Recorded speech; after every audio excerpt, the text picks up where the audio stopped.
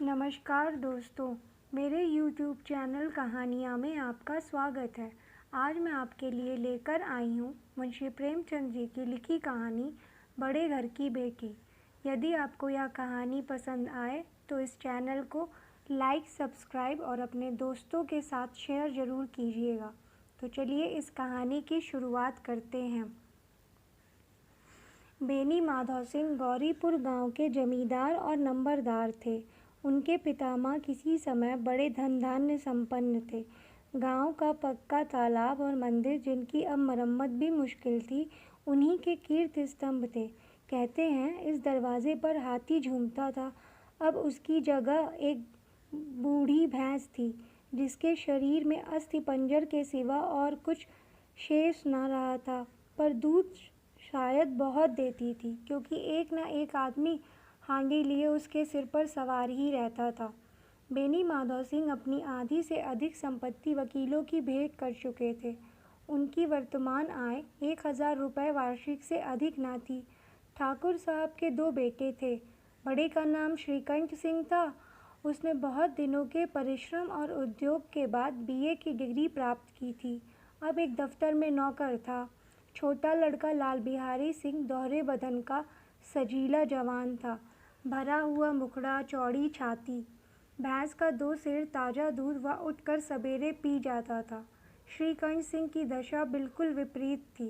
इन नेत्रप्रिय गुणों को उन्होंने BA इन्हीं 2 अक्षरों पर न्यौछावर कर दिया था।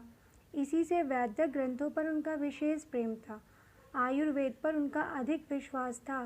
शाम सवेरे उनके कमरे से प्रायः खरल की सुरीली कर्ण मधुर ध्वनि सुनाई दिया करती थी। लाहौर और कलकत्ते के वैद्यों से बड़ी लिखा पढ़ी रहती थी। श्रीकंठ इस अंग्रेजी डिग्री के अधिपति होने पर भी अंग्रेजी सामाजिक प्रथाओं के विशेष प्रेमी न थे, बल्कि वह बहुधा बड़े जोर से उसकी निंदा और तिरस्कार किया करते थे। इसी से गांव में उनका बड़ा सम्मान था। दशहरे के दिनों में वह बड़े उत्साह से रामलीला में सम्मिलित होते और स्वयं किसी न किसी पात्र का पाठ लेते थे। गौरीपुर में रामलीला के वही जन्मदाता थे। प्राचीन हिंदू सभ्यता का गुणगान उनकी धार्मिकता का प्रधान अंग था। सम्मिलित कुटुंब के तो वह एकमात्र उपासक थे।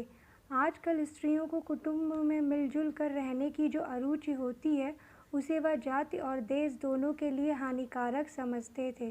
यही कारण था कि गांव की ललनाएं उनकी निंदक थी।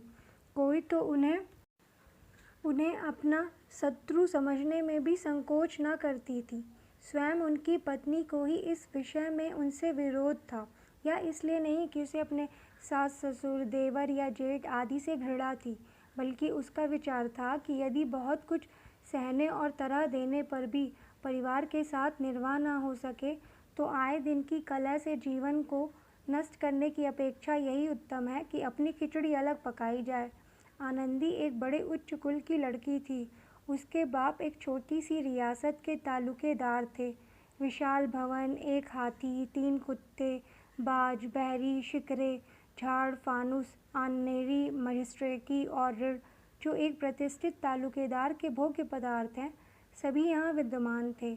नाम था भूप सिंह। बड़े उदारचित्त और प्रतिभाशाली पुरुष थे, पर दुर्भाग्य से लड़का एक भी न था। 7 लड़कियां हुईं और दैव योग से सब की सब जीवित रहीं। पहली उमंग में तो उन्होंने 3 ब्याह दिल खोल कर किए, पर 15-20 हजार रुपयों का कर्ज सिर पर हो गया तो आंखें खुली, हाथ समेट लिया। आनंदी चौथी लड़की थी। वह अपनी सब बहनों से अधिक रूपवती और गुणवती थी। इससे ठाकुर भूप सिंह उसे बहुत प्यार करते थे। सुंदर संतान को कदाचित उसके माता पिता भी अधिक चाहते हैं। ठाकुर साहब बड़े धर्म संकट में थे कि इसका विवाह कहाँ करें। न तो यही चाहते थे कि ऋण का बोझ बढ़े, और न यही स्वीकार था कि उसे अपने को भाग्यहीन समझना पड़े। एक दिन श्रीकंठ उनके पास किसी चंदे का रुपया मांगने आए।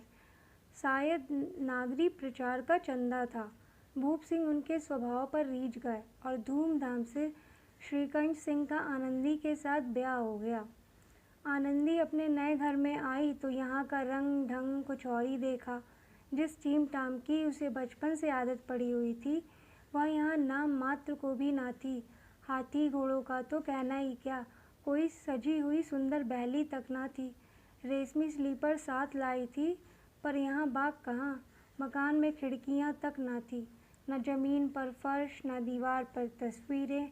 यह एक सीधा साधा देहाती गृहस्थ का मकान था, किंतु आनंदी ने थोड़े ही दिनों में अपने को इस नई अवस्था के ऐसा अनुकूल बना लिया, मानो उसने विलास के सामान कभी देखे ही ना थे।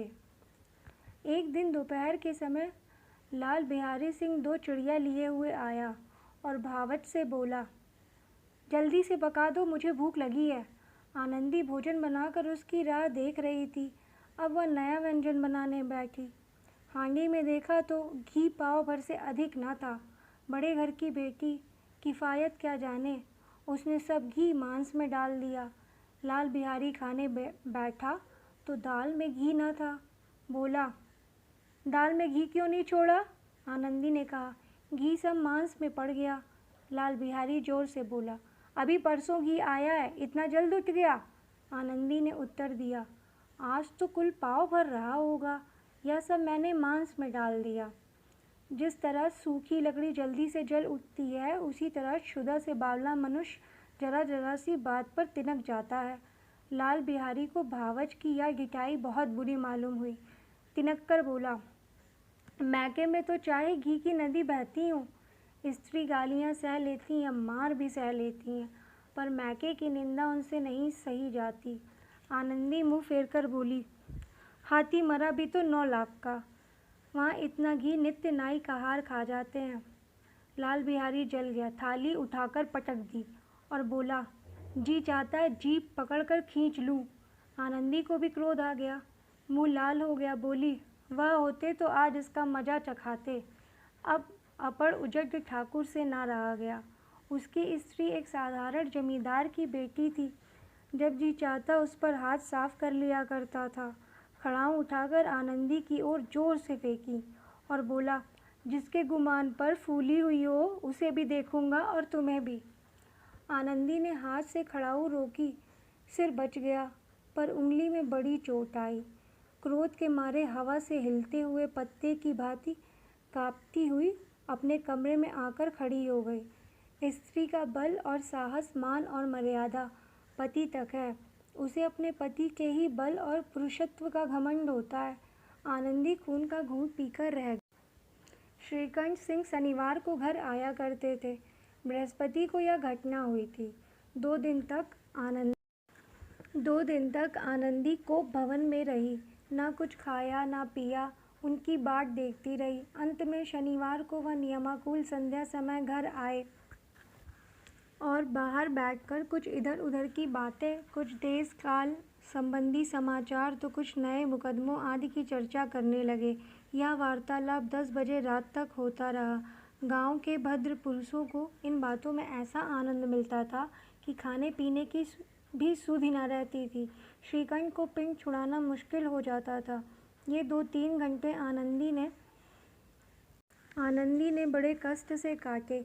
किसी तरह भोजन का समय आया, पंचायत उठी, एकांत हुआ तो लाल बिहारी ने कहा, भैया आप जरा भाभी को समझा दीजिएगा कि मुँह संभाल कर बातचीत किया करे, नहीं तो एक दिन अनर्थ हो जाएगा। बेनी माधव सिंह ने बेटे की ओर से साक्षी दी। हाँ, बहू बेटियों का यह सब स्वभाव अच्छा नहीं कि मर्दों के मुँह लगे। लाल बिहारी, वह बड़े घर की बेटी हैं तो हम भी कोई कुर्मी कहार नहीं है। श्रीकंठ ने चिंतित स्वर से पूछा, आखिर बात क्या हुई? लाल बिहारी ने कहा, कुछ भी नहीं, यूं ही आप उलझ पड़ी। मैके के सामने हम लोगों को तो कुछ समझती ही नहीं। श्रीकंठ खा पीकर आनंदी के पास गए। वह भरी बैठी थी। यह हजरत भी कुछ तीखे थे। आनंदी ने पूछा, चित्त तो प्रसन्न है? श्रीकंठ बोले, बहुत प्रसन्न है, पर तुमने आजकल घर में यह क्या उपद्रव मचा रखा है? आनंदी की तेवरियों पर बल पड़ गए। झुंझलाहट के मारे बदन में ज्वाला सी दहक उठी। बोली, जिसने तुमसे यह आग लगाई है उसे पाऊँ मुँह झुलस दूँ। श्रीकंठ, इतनी गर्म क्यों होती हो? बात तो कहो। आनंदी, क्या कहूँ, यह मेरे भाग्य का फेर है, नहीं तो गंवार छोकरा जिसको चपरासी गिरी करने का भी शऊर नहीं है, मुझे खड़ाऊ से मारकर यूँ ना करता। श्रीकंठ, सब हाल साफ साफ कहो। तो मालूम हो, मुझे तो कुछ पता नहीं। आनंदी, परसों तुम्हारे लाडले भाई ने मुझसे मांस पकाने को कहा। घी हांडी में पाव भर से अधिक ना थी। वह सब मैंने मांस में डाल दिया। जब खाने बैठा तो कहने लगा दाल में घी क्यों नहीं है। बस इसी पर मेरे मैके को बुरा भला कहने लगा। मुझसे ना रहा गया। मैंने कहा कि वहाँ इतना घी तो नाई कहार खा जाते हैं और किसी को जान भी नहीं पड़ता। बस इतनी सी बात पर इस अन्यायी ने मुझ पर खड़ाऊ फेंक मारी। यदि हाथ से ना रोक लूँ तो सिर फट जाए। उसी से पूछो मैंने जो कुछ कहा है वह सच है या झूठ। श्रीकंठ की आंखें लाल हो गईं। बोले, यहाँ तक हो गया इस छोकरे का यह साहस। आनंदी स्त्रियों के स्वभावानुसार रोने लगी, क्योंकि आंसू उनकी पलकों पर रहते हैं। श्रीकंठ बड़े धैर्यवान और शांत पुरुष थे। उन्हें कदाचित ही कभी क्रोध आता था, पर स्त्रियों के आंसू पुरुष की क्रोधाग्नि भड़काने में तेल का काम देते हैं। रात भर करवट बदलते रहे। उद्विग्नता के कारण पलक तक नहीं झपकी। प्रातःकाल अपने बाप के पास जाकर बोले, दादा, अब इस घर में मेरा निवाह ना होगा। इस तरह की विद्रोहपूर्ण बातें कहने पर श्रीकंठ ने कितनी ही बार अपने कई मित्रों को आड़े हाथों लिया था, परंतु दुर्भाग्य आज उन्हें स्वयं वे ही बातें अपने मुंह से कहनी पड़ी। दूसरों को उपदेश देना भी कितना सहज है। बेनी माधव सिंह घबरा उठे और बोले, क्यों श्रीकंठ? इसलिए कि मुझे भी अपनी मान प्रतिष्ठा का कुछ विचार है। आपके घर में अब अन्याय और हठ का प्रकोप हो रहा है। जिनको बड़ों का आदर सम्मान करना चाहिए वे उनके सिर चढ़ते हैं। मैं दूसरे का नौकर ठहरा, घर पर रहता नहीं। यहाँ मेरे पीछे स्त्रियों पर खड़ाऊँ और जूतों की बौछारें होती हैं। कड़ी बात तक चिंता नहीं, कोई एक की दो कह ले, वहाँ तक मैं सह सकता हूँ, किंतु यह कदापि नहीं हो सकता कि मेरे ऊपर लात घुसे पड़े और मैं दम न मारूं। बेनी माधव सिंह कुछ जवाब न दे सके। श्रीकंठ सदैव उनका आदर करते थे। उनके ऐसे तेवर देखकर बूढ़ा ठाकुर अवाक रह गया। केवल इतना ही बोला, बेटा, तुम बुद्धिमान होकर ऐसी बातें करते हो। स्त्रियां इसी तरह घर का नाश कर देती हैं। उनको बहुत सिर चढ़ाना अच्छा नहीं। श्रीकंठ, इतना मैं जानता हूँ, आपके आशीर्वाद से ऐसा मूर्ख नहीं हूँ। आप स्वयं जानते हैं कि मेरे ही समझाने से इसी गांव में कई घर संभल गए, पर जिस स्त्री की मान प्रतिष्ठा का ईश्वर के दरबार में उत्तरदाता हूँ, उसके प्रति ऐसा घोर अन्याय और पशुवत व्यवहार मुझे असहाय है। आप सच मानिए, मेरे लिए यही कुछ कम नहीं है कि लाल बिहारी को कुछ दंड नहीं देता।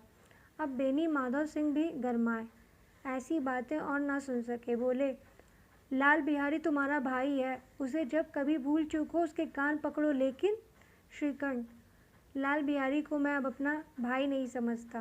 बेनी माधव सिंह, स्त्री के पीछे? श्रीकंठ, जी नहीं, उसकी क्रूरता और अविवेक के कारण। दोनों कुछ देर चुप बैठे रहे।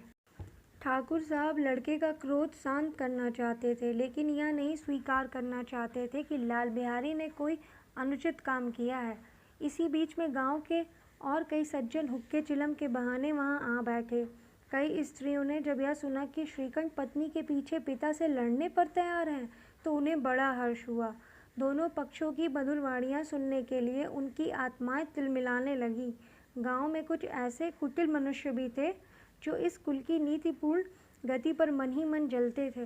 वे कहा करते थे, श्रीकंठ अपने बाप से दबता है, इसलिए वह दब्बू है। उसने विद्या पढ़ी, इसलिए वह किताबों का कीड़ा है। बेनी माधव सिंह उसकी सलाह के बिना कोई काम नहीं करते। यह उनकी मूर्खता है। इन महानुभावों की शुभकामनाएं आज पूरी होती दिखाई दी। कोई हुक्का पीने के बहाने और कोई लगान की रसीद दिखाने आकर बैठ गया। बेनी माधव सिंह पुराने आदमी थे, इन भावों को ताड़ गए। उन्होंने निश्चय किया, चाहे कुछ ही क्यों ना हो, इन द्रोहियों को ताली बजाने का अवसर ना दूंगा। तुरंत कोमल शब्दों में बोले, बेटा, मैं तुमसे बाहर नहीं हूँ, तुम्हारा जो जी चाहे करो। अब लड़के से अपराध हो गया। इलाहाबाद का अनुभव रहित झल्लाया हुआ ग्रेजुएट इस बात को ना समझ सका। उसे डिबेटिंग क्लब में अपनी बात पर अड़ने की आदत थी। इन हथकंडों की उसे क्या खबर। बाप ने जिस मतलब से बात पलटी थी वह उसकी समझ में न आया। बोला, लाल बिहारी के साथ अब इस घर में नहीं रह सकता। बेनी माधव, बेटा, बुद्धिमान लोग मूर्खों की बात पर ध्यान नहीं देते। वह बेसमझ लड़का है, उससे जो कुछ भूल हुई उसे तुम बड़े होकर क्षमा करो। श्रीकंठ, उसकी इस दुष्टता को मैं कदापि नहीं सह सकता। या तो वही घर में रहेगा या मैं ही। आपको यदि वह अधिक प्यारा है तो मुझे विदा कीजिए। मैं अपना भार आप संभाल लूँगा। यदि मुझे रखना चाहते हैं तो उससे कहिए जहाँ चाहे चला जाए। बस यह मेरा अंतिम निश्चय है। लाल बिहारी सिर्फ दरवाजे की चौखट पर चुपचाप खड़ा बड़े भाई की बातें सुन रहा था। वह उनका बहुत आदर करता था। उसे कभी इतना साहस न हुआ था कि श्रीकंठ के सामने चारपाई पर बैठ जाए, हुक्का पी ले या पान खा ले। बाप का भी वह इतना मान न करता था। श्रीकंठ का भी उस पर हार्दिक स्नेह था। अपने होश में उन्होंने कभी उसे घुड़का तक न था। जब वह इलाहाबाद से आते तो उसके लिए कोई न कोई वस्तु अवश्य लाते। मुकद्दर की जोड़ी उन्होंने ही बनवा दी थी। पिछले साल जब उसने अपने से गौड़े जवान को नागपंचमी के दिन दंगल में पछाड़ दिया तो उन्होंने पुलकित होकर अखाड़े में ही जाकर उसे गले से लगा लिया था। 5 रुपए के पैसे लुटाए थे। ऐसे भाई के मुंह से आज ऐसी हृदय विदारक बात सुनकर लाल बिहारी को बड़ी ग्लानि हुई। वह फूट फूट कर रोने लगा। इसमें संदेह नहीं कि अपने किए पर पछता रहा था। भाई के आने से एक दिन पहले से उसकी छाती धड़कती थी कि देखूं भैया क्या कहते हैं। मैं उनके सम्मुख कैसे जाऊंगा, उनसे कैसे बोलूंगा, मेरी आंखें उनके सामने कैसे उठेंगी। उसने समझा था कि भैया मुझे बुलाकर समझा देंगे। इस आशा के विपरीत आज उसने उन्हें निर्दयता की मूर्ति बने हुए पाया। वह मूर्ख था, परंतु उसका मन कहता था कि भैया मेरे साथ अन्याय कर रहे हैं। यदि श्रीकंठ उसे अकेले में बुलाकर 2-4 कड़ी बातें कह देते, इतना ही नहीं 2-4 तमाचे भी लगा देते तो कदाचित उसे इतना दुख ना होता। पर भाई का यह कहना कि अब मैं इसकी सूरत नहीं देखूंगा, लाल बिहारी से सहा न गया। वह रोता हुआ घर आया। कोठरी में जाकर कपड़े पहने, आंखें पोंछी जिससे कोई यह न समझे कि रोता था। तब आनंदी के द्वार पर आकर बोला, भाभी, भैया ने निश्चय किया है कि वह मेरे साथ इस घर में ना रहेंगे। अब वह मेरा मुंह नहीं देखना चाहते, इसलिए अब मैं जाता हूँ। उन्हें फिर मुंह न दिखाऊंगा। मुझसे जो कुछ अपराध हुआ हो उसे क्षमा करना। यह कहते कहते लाल बिहारी का गला भर आया। जिस समय लाल बिहारी सिंह सिर झुकाए आनंदी के द्वार पर खड़ा था, उसी समय श्रीकंठ सिंह भी आंखें लाल किए बाहर से आए। भाई को खड़ा देखा तो घृणा से आंखें फेर ली और कतरा कर निकल गए, मानो उसकी परछाई से दूर भागते हों। आनंदी ने लाल बिहारी की शिकायत तो की थी, लेकिन अब मन में पछता रही थी। वह स्वभाव से ही दयावती थी। उसे इसका तनिक भी ध्यान न था कि बात इतनी बढ़ जाएगी। वह मन में अपने पति पर झुंझला रही थी कि यह इतने गर्म क्यों होते हैं। उस पर यह भय भी लगा हुआ था कि कहीं मुझसे इलाहाबाद चलने को कहें तो कैसे क्या करूंगी। इस बीच में जब उसने लाल बिहारी को दरवाजे पर खड़े यह कहते सुना कि अब मैं जाता हूँ, मुझसे जो कुछ अपराध हुआ क्षमा करना, तो उसका रहा सहा क्रोध भी पानी हो गया। वह रोने लगी। मन का मैल धोने के लिए नयन जल से उपयुक्त और कोई वस्तु नहीं है। श्रीकंठ को देखकर आनंदी ने कहा, लाला बाहर खड़े बहुत रो रहे हैं। श्रीकंठ, तो मैं क्या करूं? आनंदी, भीतर बुला लो, मेरी जीभ में आग लगे। मैंने कहाँ से वह झगड़ा उठाया। श्रीकंठ, मैं ना बुलाऊंगा। आनंदी, पछताओगे, उन्हें बहुत ग्लानि हो गई है, ऐसा ना हो कहीं चल दें। श्रीकंठ ना उठे। इतने में लाल बिहारी ने फिर कहा, भाभी, भैया से मेरा प्रणाम कह दो। वह मेरा मुंह नहीं देखना चाहते, इसलिए मैं भी अपना मुंह उन्हें ना दिखाऊंगा। लाल बिहारी इतना कहकर लौट पड़ा और शीघ्रता से दरवाजे की ओर बढ़ा। अंत में आनंदी कमरे से निकली और उसका हाथ पकड़ लिया। लाल बिहारी ने पीछे फिरकर देखा और आंखों में आंसू भरे बोला, मुझे जाने दो। आनंदी, कहाँ जाते हो? लाल बिहारी, जहाँ कोई मेरा मुंह ना देखे। आनंदी, मैं ना जाने दूंगी। लाल बिहारी, मैं तुम लोगों के साथ रहने योग्य नहीं हूँ। आनंदी, तुम्हें मेरी सौगंध, अब एक पग भी आगे ना बढ़ाना। लाल बिहारी, जब तक मुझे यह न मालूम हो जाए कि भैया का मन मेरी तरफ से साफ हो गया, तब तक मैं इस घर में कदापि न रहूँगा। आनंदी, मैं ईश्वर को साक्षी देकर कहती हूँ कि तुम्हारी ओर से मेरे मन में तनिक भी मैल नहीं है। अब श्रीकंठ का हृदय भी पिघला। उन्होंने बाहर आकर लाल बिहारी को गले लगा लिया। दोनों भाई खूब फूट फूट कर रोए। लाल बिहारी ने सिसकते हुए कहा, भैया, अब कभी मत कहना कि तुम्हारा मुंह न देखूंगा। इसके सिवा आप जो दंड देंगे मैं सहर्ष स्वीकार करूंगा। श्रीकंठ ने कांपते हुए स्वर से कहा, लल्लू, इन बातों को बिल्कुल भूल जाओ। ईश्वर चाहेगा तो फिर ऐसा अवसर न आवेगा। बेनी माधव सिंह बाहर से आ रहे थे। दोनों भाइयों को गले मिलते देखकर आनंद से पुलकित हो गए।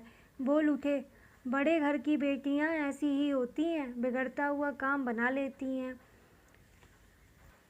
गांव में जिसने यह वृतांत सुना, उसी ने शब्दों में आनंदी की उदारता को सराहा। बड़े घर की बेटियां ऐसी ही होती हैं।